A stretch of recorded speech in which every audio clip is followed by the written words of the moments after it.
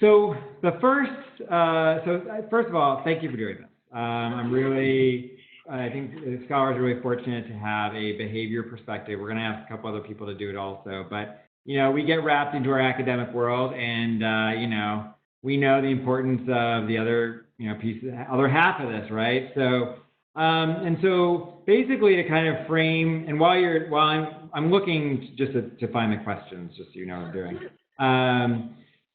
So to frame, what we're trying to do here is it's about the sort of like, nomothetic versus, it's actually nomographic, not nomothetic, nomographic versus idiopathic approach, and thinking about, we look at sort of finding general principles of how, cognition works or how behavior works or whatever, or do we emphasize the individual child and what implications that have for how we think about intensive intervention? Because, you could argue that like, all right, you define these things are like basically glorified tier 2, and it really isn't an intensive intervention at all. It's just, tier 2 plus or something. And so I think that's what motivated us to ask about this, is because we thought that, that isn't discussed enough, and a lot of people in the field, especially in academics, but somewhat in behavior, are looking at, kind of like what you could argue are tier 2 interventions, and how do we think about that in terms of the center and so on. Great. Well, the context is definitely helpful. And when I read the questions, I'm like, Devin and Doug did this to me, right? I have to look up idiopathic and non-mothetic. I know. It is actually idiographic. That was a typo. Yeah, no, I know, right? If it's just this idea of like individual differences versus general principles of understanding how people work, yeah. And when we're talking about kids with complex social, emotional, behavioral disabilities, really are talking about individuals. Every kid is different, and the interventions, the assessment, first of all, and interventions that we use are totally individualized.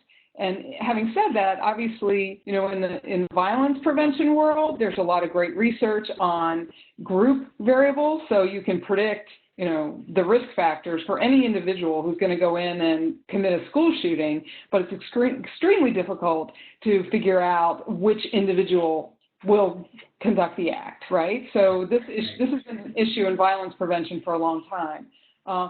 And in my own lens is very much the idiopathic and thinking about individual students developmentally. So, and in the context of their the lives, they lead in schools and communities and peer groups and neighborhoods and all this stuff. So my lens is very much the idiopathic because it has to be. Because if you're working with kids at that level of challenge and need, which, by the way, includes an academic component always, then you've got to think about different individuals. And so that would definitely be my lens, no question. Yeah. So you mentioned kind of development. Is there a way in which, and this is kind of off script, I'll come back to the questions, but is there a way in which, when you think about development, that you sort of rely to a certain extent on sort of principles of how development works? Do you think about, these individual students with reference to kind of a general understanding of how, development works, or do you just really focus on this kid's behavior and what will work for them? I think it absolutely has to be in the context of development. And here's an example. We're working with adolescent kids who are performing significantly below grade level, for instance. You have to work with them as adolescents. You can't work with them like they're in second grade. And, and motivation comes into play, right? It's like, how do you keep kids engaged and motivated and thinking about their lives, going forward? In my class last night, we were talking about self-determination, and oftentimes that's an intervention that's been taken over in folks who like Mike Waymeyer and working with kids with intellectual disabilities, but it's very critical for kids with emotional and behavioral disabilities. Where are you going, and what are your life goals, and how can we help you get there? So development is absolutely central to the way I think about kids and the way I teach my students, and they resonate to that, so it works. Yeah, okay. So let me ask the second question, and I'll add a little bit to it for context. So has your research changed the way you think about the students you study? And the idea here is that, this is a quote Doug got from Yuri Bronfenbrenner, I think is the guy's name. The best way to understand something is try to change it. And, Doug was reflecting on the idea that, when you try to do something, you start to realize that, oh, like this is not the same as I thought it was, or, you've evolved in a way that you didn't anticipate. And so that's obviously true in general, but has that at all influenced your, whether or not you've moved from more idiopathic to, to idiographic to nomothetic? Like, have you gone more in one direction or the other as a result of your interactions with kids? Well, I love that quote, by the way, and the first time I encountered it was in Jerry Patterson's work. I'm not sure if you're familiar with his work, but he's the psychologist at University of Oregon, and a bunch of people in special ed like Hill Walker have worked with him, but he and his colleagues that's their mantra, right? And they've done such a beautiful job of changing the lives of kids with high levels of aggressive behavior and risk and their families as they simultaneously study the assessment tools that they're using, study bias in treatment and intervention. So I absolutely love that mantra. So I guess I would say that quote or that theme has really influenced me when I think about and the work that I've done in assessment in particular. So unlike reading interventions or math interventions, there's no global outcome measure. How do we know if our interventions are working? And so much of it is based on parent, teacher, and self-report. So we have a big meta-analysis that's hopefully coming out soon, looking at, it's a massive study where we're looking across all these really commonly used self-report measures to figure out differences in the different folks reporting so that we can then contribute that knowledge to the assessment of kids with emotional behavioral disabilities. So I'm really talking more about assessment here than I am intervention, but I'm grounding it in this, you want to understand something, try to change it view, because I think it not only influences intervention, but also assessment. Right, okay. And I can talk more about the current work that we're doing, kind of with the next question. But, all right, so let me ask the next question. So could the interventions you design be applied successfully to students without a need for intensive intervention? If so, do you do that? If not, what makes your work inappropriate for students without intensive needs? I think this approach definitely applies to kids who wouldn't qualify for intensive intervention. I mean, kids with mental health needs are incredibly underserved in schools. Internalizers, for example, depression, anxiety are big problems and often co-occur with aggression, and hugely underserved population of kids. As one of my colleagues once told me, and she's from the low incidence world, she said, the field of EBD is really like in the low incidence group. And that's true, but in the general population, it's not. It's more like roughly between 6 and 10% of the population of youth experience emotional and behavioral problems, mental health problems, and yet we only serve in schools about 1%. So absolutely that if you talk about special ed, that we're underserving a group of kids who could really benefit from these interventions. You said you were going to talk about a current study you're doing. Do you want to jump in on that? Yeah, so we are, Dan Magin, and there's a couple different studies going on, but one of them is with Dan and a couple of my colleagues in Ed Policy Studies, and we're actually proposing a study of effective IEP teams. We laid out a framework for this study in the Journal of Special Ed Leadership, and I had over the course of my career, a couple of leadership epiphanies in the sense that some of the work that we did with folks in psychiatry in the early 2000s was in schools on the south and west sides of Chicago, and we would go and collect data in these schools. And even though the same schools would be serving kids from the same demographic groups, the schools seemed very different. And some schools appeared to have great school climate and high teacher retention rates. And we're like, what's going on? These are the same kids in the same neighborhoods and the same risk. Kind of back to your the group level thing. And what we discovered was it really had a lot to do with the principal and the leadership in that school. And this might resonate with you in your work that you've been doing school-wide. And so in that leadership epiphany, 15 years later, I want to propose to study, we are studying school leaders, and we're also studying IEP teams. And so the team becomes the unit of assessment and analysis, and how well does the team function and really, really excited about this study. I presented it yesterday to Chicago Public Schools Network chiefs and got a couple of them on board to engage with us. We're going to write a grant and collect pilot data this fall. But in any case, to me, that's where the rubber meets the road. I mean, the IEP is it. That's special ed. That's the individual kid, and it's any intervention, any intensive intervention is going to go through that team. So I'm really, really excited about that that area of study. And our focus in this is the intensive intervention through the IEP team. Right. That's interesting.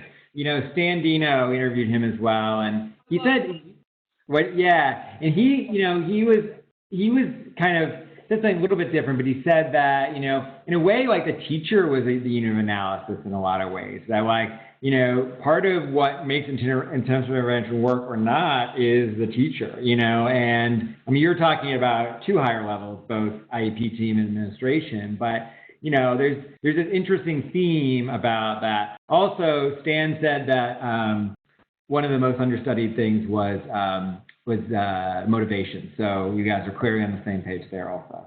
Yes, and it's going to be individual. You know, what motivates any individual kid, and especially kids with patterns of escape from school in various forms or another, you know. And my students, I talk about this all the time.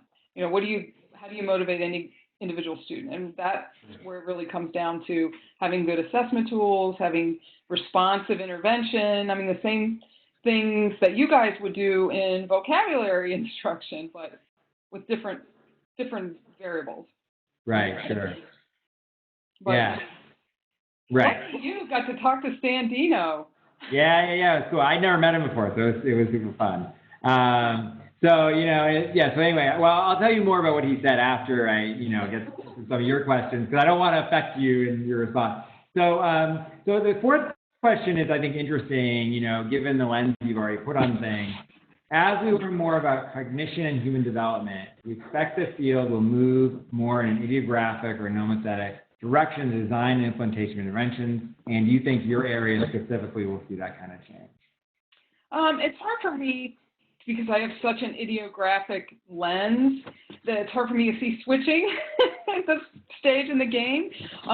We are in another study that, this is kind of the last question really, but you asked, but another study that we're proposing, it really came out of this conversations that I have with Tom Farmer in Nashville. Oh, that's awesome.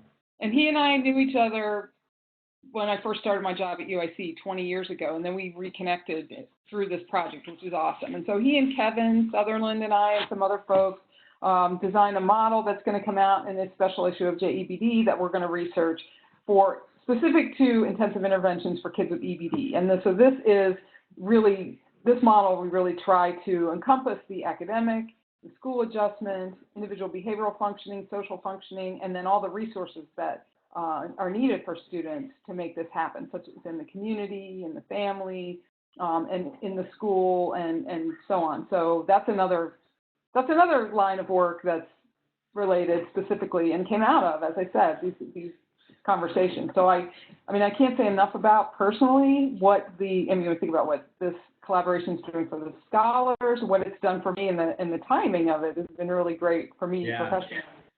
Right. I don't know what it takes for you. You knew a lot of these people. Right. Well, I knew some of them. I mean, it's been a really good opportunity for me to get to know folks, you know, on sort of the behavior side, so to speak. I mean, you know, before I came to UConn, I was at BU, and we didn't really have that kind of thing. So it's been great for me to get to know, like, you know, of course, George and Brandy and Jen Freeman, but and you know, folks like you at other places. So I'm enjoying that a lot. But just to close up that question. So really, I mean, just to kind of summarize, you really think like it's all about the individual, and like there's probably very little in the next decade or so we're going to learn about the way the brain works that would possibly change this. And I'm not saying that to try to get you to change your mind, but I just want to clarify that's basically your view, right? Well, I think the brain science stuff is really interesting, and as my colleagues at University of Virginia who are neurosciences say, well, where do they think this all stuff is originating from? Where is it originating? The toe? No, of course the brain is the center of all this. Right. Cool stuff. But when you talk to the neuroscience people, some of them are really doing the kind of research that folks in the field of learning disabilities have been doing for since I've been alive. So that part of it is I find entertaining a little bit. But on the other hand, I think that the work in, I think more about the work in, for example, the studies of learning disabilities, and this is just, much less my area, but, just thinking about math strategies and so on, some of that cognitive research I think is very helpful in informing the development of those strategies. When it comes to kids with emotional behavioral disabilities, the idea that some of these things can be inherited is not new, and if it's, it's all based on these assessment tools that are limited, like self-report data, so it's kind of like, I think we need to be, we as a field in the field of, developmental psychology and behavioral genetics, we need a little bit more cautious in leaping to these grand conclusions about what this kind of research can do, and a little more circumspect about that, but that's just my opinion. I'm a educator, so. This is why we asked you, so that's great. So what areas of study would you regard as very important and very understudied? In special ed? Yeah, I mean, just in your own field, I mean, just what do you think we need to study more? Yeah, in special ed, but just what do you think I guess not about, like earth science or something, but so yeah, I guess yes, in special ed. Okay, good. I'm glad to clarify.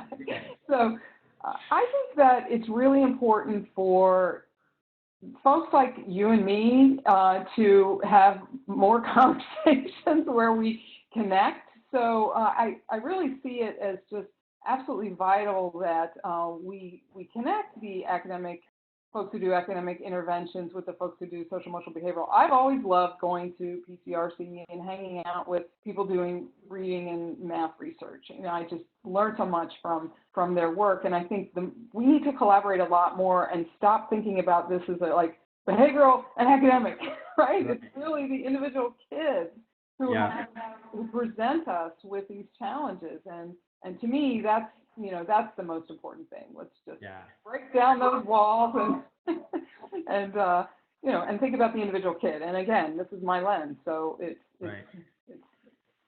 well, I think I think it's helpful. I mean, I do think that I'll just add my own 2 cents. I mean, I think we on the academic side, I think a lot of us do think in a more nomothetic kind of way. We're looking for kind of these general principles that we can use to guide instruction, and we'll individualize. We'll say but it's still at the group level. It's like, what's the behavioral phenotype? So what can we design that's specific to kids with Down syndrome?